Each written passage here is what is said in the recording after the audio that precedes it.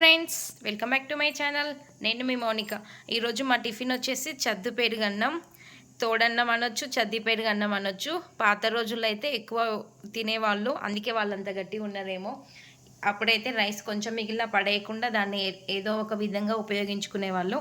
ఈ వాళ్ళేమో మజ్జిగ పోసుకునేవాళ్ళు. ఇప్పుడు ట్రెండ్ మారింది కదా. మేమైతే మిగిలిపోయిన అన్నంని మెత్తగా చేసుకొని దాంట్లో కొంచెం గోరువెచ్చటి పాలు, అలాగే పాలు మొత్తం మెత్తగా కలుపుకున్న తర్వాత నేను కొంచెం పెరుగు తోడుబెట్టుకున్నాను. ఈ మార్నింగ్ అయ్యేసరికి ఇలా అవుతుంది. మనం పచ్చిమిర్చి వేయడం వల్ల రైస్ అనేది పులుపెక్కకుండా ఉంటుంది. ఎందుకంటే పిల్లలు తింటారు కాబట్టి, కొంచెం పులుపు లేకుంటేనే పిల్లలు ఇష్టంగా తింటారు కాబట్టి ఒక పచ్చిమిర్చి వేసుకున్నాను. ఈరోజు మా బ్రేక్ఫాస్ట్ ఇంకా ఇదే. దీని కాంబినేషన్ వచ్చేసి నిమ్మకాయ పచ్చడి, నిమ్మ తొక్క. దీనికైతే నిమ్మకాయ పచ్చడి కానీ, మామిడికాయ పచ్చడి కానీ బాగుంటుంది. ఇంకా అప్పట్లో అయితే ఎక్కువ తినేవాళ్ళు కదా. పెరుగన్నంకి కాంబినేషన్ తప్పకుండా ఆనియన్ ట్రై చేసేవాళ్ళు. ఆనియన్ ఇంకా పచ్చిమిర్చి. మా తాతయ్య అయితే ఇప్పటికీ పెరుగన్నంలో పచ్చిమిర్చి తింటాడు.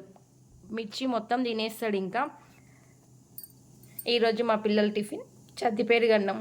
Thank you. Thanks for watching. For more videos please subscribe to my channel.